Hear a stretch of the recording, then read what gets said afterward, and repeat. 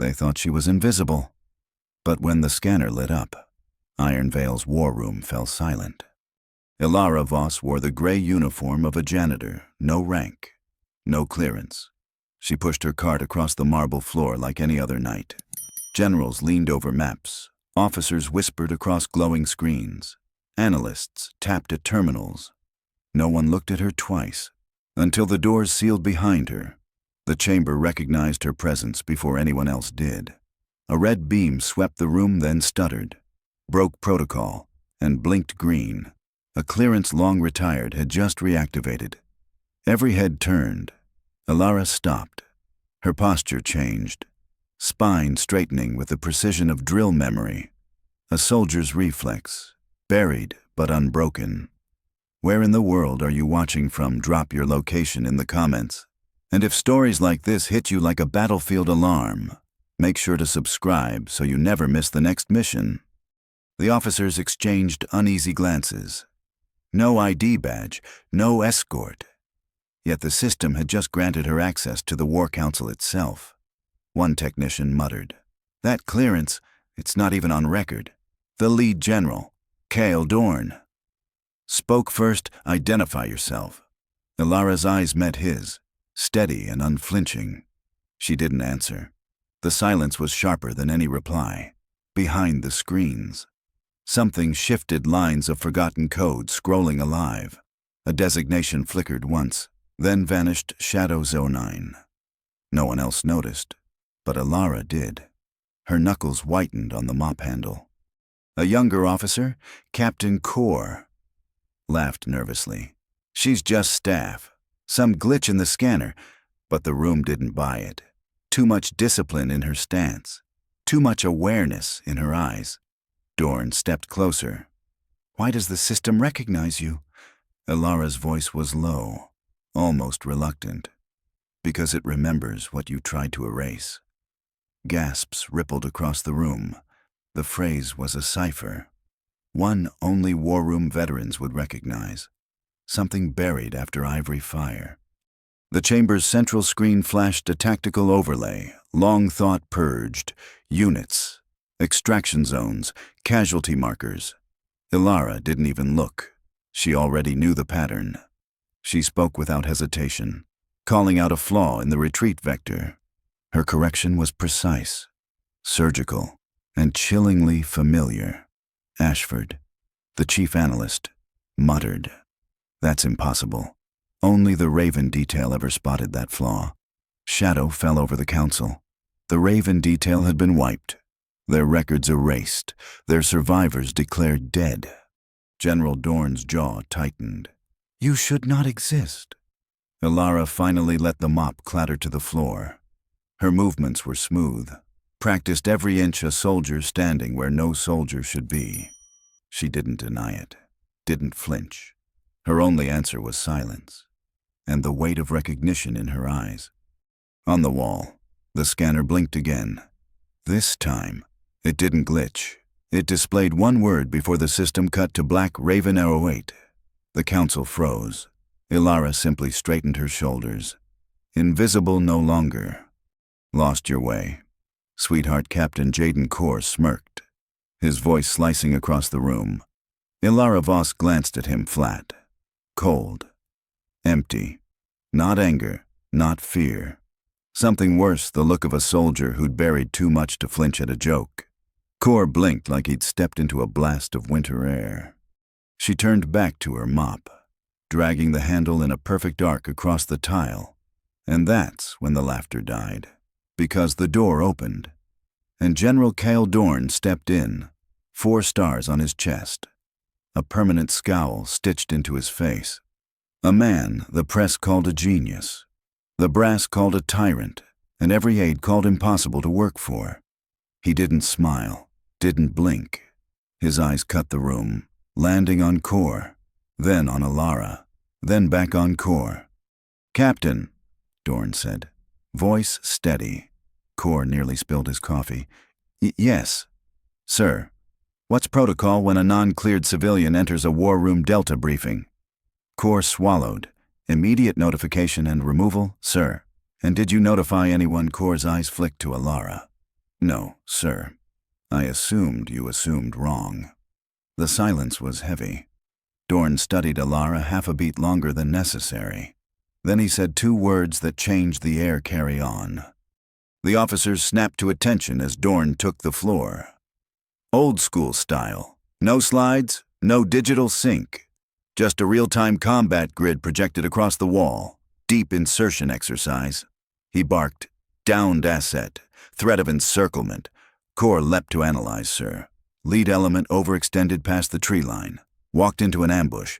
Wrong. Dorn snapped, jabbing his laser at the ridgeline. They were funneled.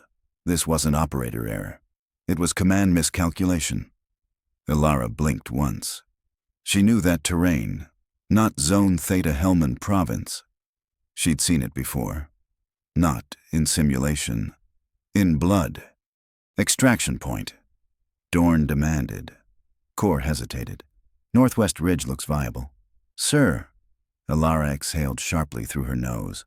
Barely a sound, but Core heard it. He turned. Sneering. Something funny to you. Miss Mop? No response. You got an opinion on extractions under fire. His voice rose, desperate to recover the room. This time Elara met his eyes. Calm and surgical. If that ridge is hot, you're evacuating straight under enemy sight lines. Without smoke or elevation drop, you might as well fire flares and wait for body bags. The room froze. Every officer stared. She hadn't raised her voice, hadn't even shifted her tone. It wasn't defiance, it was correction. Dorn tilted his head. That's correct. Whispers rippled. Core flushed red, forced a grin. Guess she watches too many YouTube videos. Elara turned back to her mop. But Dorn wasn't finished. Captain, he said flatly, you just got outmaneuvered by someone with no rank, no badge, and no reason to be here. Makes me wonder if she belongs in this room or if you do. Core's swagger bled away. The silence was absolute. Dorn turned back to the map. Reset the scenario. Double enemy presence. Comm blackout. Zero sat support. Adapt or die.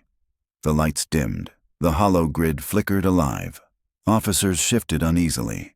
Elara leaned against the wall. Mop idle. Eyes absorbing every detail. Because she wasn't cleaning anymore. She was preparing. Commander Rylan Creed stepped forward, fumbling extraction routes. Dorn cut him down. No SATCOM, no fallback, no cover. And then, without warning, General Cale Dorn bellowed a single phrase into the air protocol Vanguard 7, initiate. The room went still. No one understood. Except her. Protocol Vanguard 7, initiate. The words cracked through the war room like a blade. Silence detonated. Every officer froze, eyes wide, hands half raised, breaths caught. No one moved, no one spoke. Captain Jaden Core stared blankly, coffee trembling in his grip. Commander Rylan Creed opened his mouth, then shut it again. A lieutenant lifted his hand halfway, then lowered it. Face pale. Vanguard 7, someone whispered at the console. What the hell is that? But General Cale Dorn didn't repeat himself. He just stood still, eyes sweeping the room like a predator waiting for a twitch. The officers blinked, shifted, pretended to think, because they knew it wasn't an obscure order. It was a dead one. Vanguard 7 hadn't been used in 18 years. Scrubbed from manuals, erased from archives, decommissioned after a black site disaster nobody was supposed to mention. Dorn knew that. That's why he said it. He was fishing, and across the room, beside a half-filled mop bucket, Elara Voss moved. Not dramatic, not flaring. She just straightened, rolled her shoulders back, feet together, chin lifted, arms locked at her sides. Her stance snapped into perfect formation, the kind drilled into soldiers who lived and died by orders. She didn't blink, didn't flinch. It was like the phrase had flipped a switch buried in her bones. A few officers turned toward her. One audibly swallowed. The air thinned. Dorn's gaze locked onto her like a targeting system reactivating. Elara stood motionless. Textbook posture, breath measured, military through and through, the janitor, the background noise, and yet trained, executed, real. Core broke the silence, voice cracking. Is this some kind of prank? No answer. Dorn lowered his arm, boots echoing as he stepped closer. When he spoke, his tone dropped low, almost reverent. Where did you learn that response? Her lips parted just slightly. Camp Heron, Unit Shadow, Subgroup 9. Dorn's jaw locked. No one in that room had ever heard of Shadow 09 because no one was supposed to. He snapped toward the console. Aegis Core, validate. The AI chimed. Cold and flat code Shadow 09, clearance level obsolete.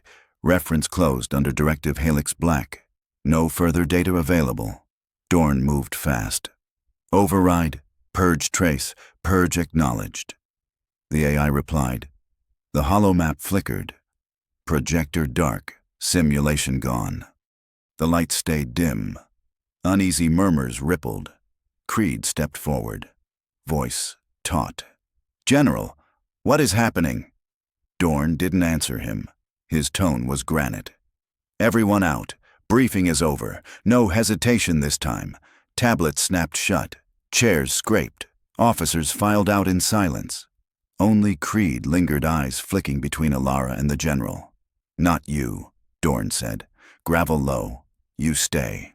The doors sealed. The room fell still. Dorn studied her again. Not as a nuisance now. As something older.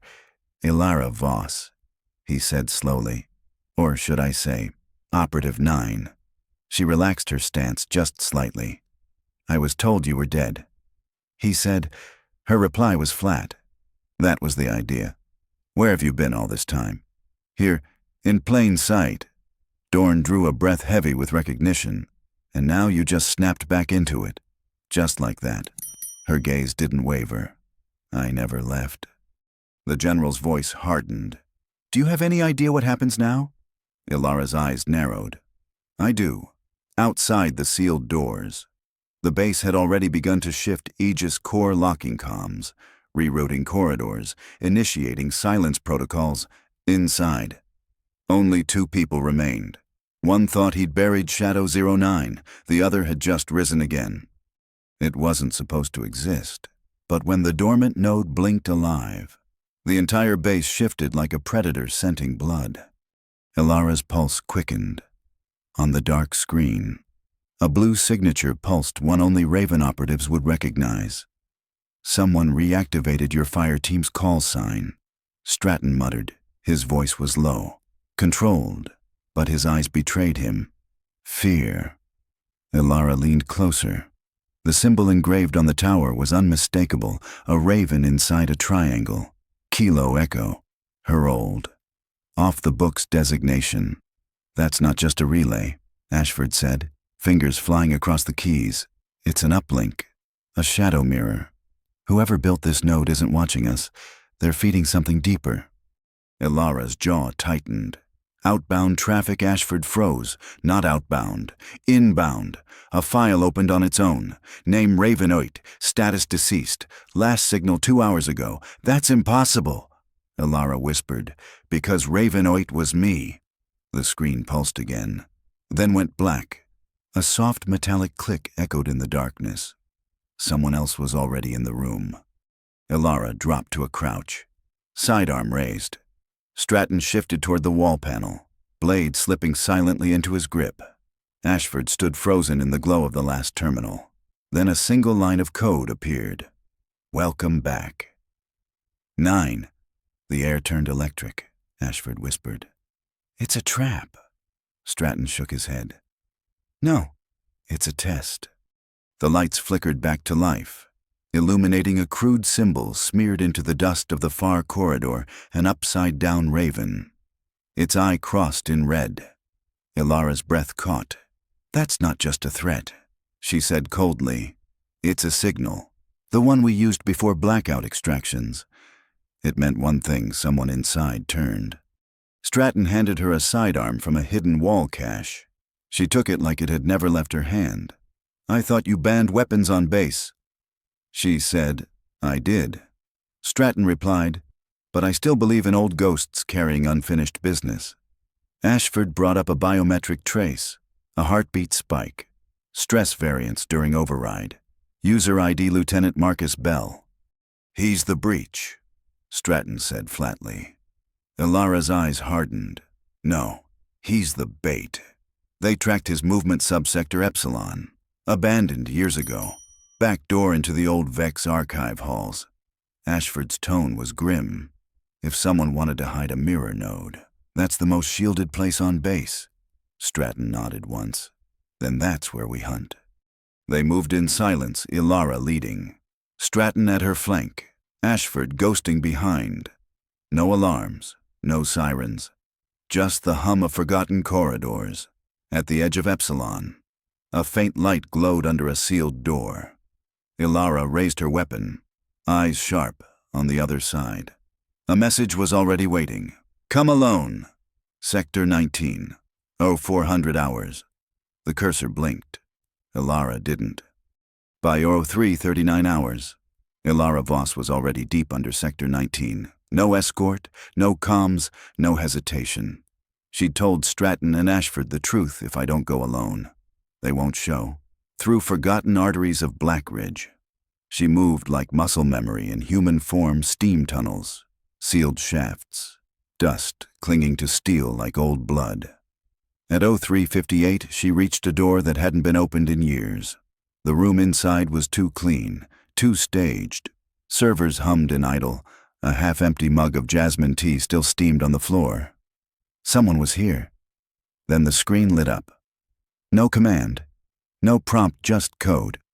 Signature ID Ravenote, a ghost that should have burned with ivory fire. Elara whispered the name she thought she'd buried, Maeve.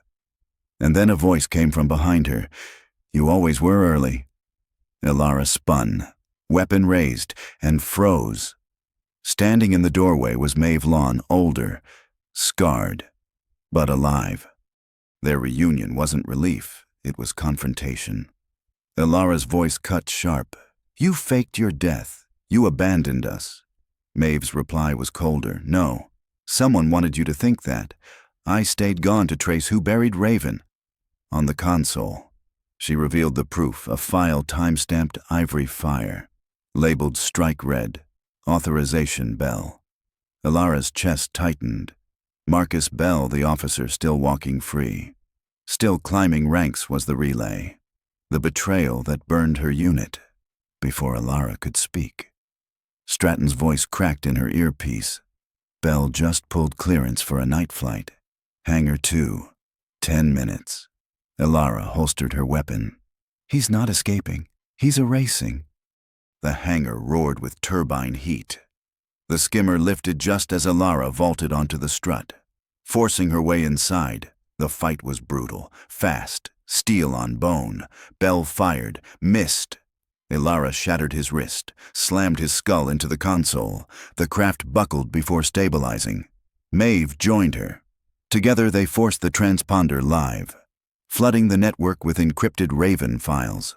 The truth detonated across Centrivex like shrapnel. Within minutes, Blackridge shifted. Lights snapped. Doors sealed. Command stirred.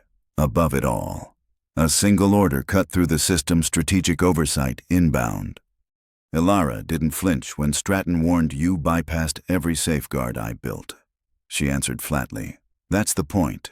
Hours later, as an unmarked chopper descended with a man thought erased Director Arlen Graves. Architect of Centrivex, Elara understood the war wasn't over. Raven wasn't dead. It had evolved.